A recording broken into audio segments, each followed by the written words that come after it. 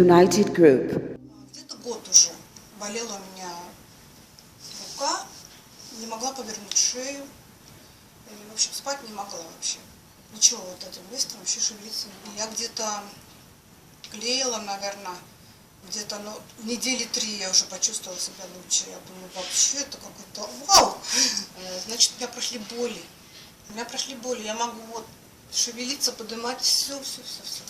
Короче, но для меня это было действительно, вот сколько я на прогревание ходила, таблетки всякие принимала, и тут какие-то, ну я думаю, что 3 недели примерно так. У меня все болело, у меня все, мне даже локоть так, не дотронуться нельзя, локоть болел. Я думала, вообще уже не знаю. Врач меня послал к неврохирургу, что у тебя там что-то не в порядке, делали снимок.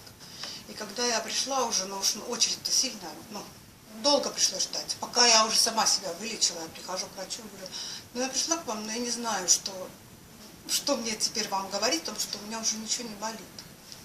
Он говорит, ну как, я говорю, да вот я стала эти пластины принимать. Он, короче, ну, как бы и не, ну, сделаем снова снимок.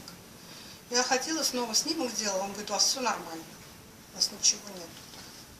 А по пластинам я чувствовала, что у меня как будто бы вот какой-то кусочек железа. Почему-то я почувствовала, думаю, что такое вообще. Но было это прошло. Видимо, какую-то работу она делает, эта пластина. А настроение нормально, ну, без боли-то, господи, это же хорошо. Спала я, как убитая. А то ведь по ночам просыпалась, потому что я не могла ни пошевелиться, ничего, я не знала, не находила места как-нибудь.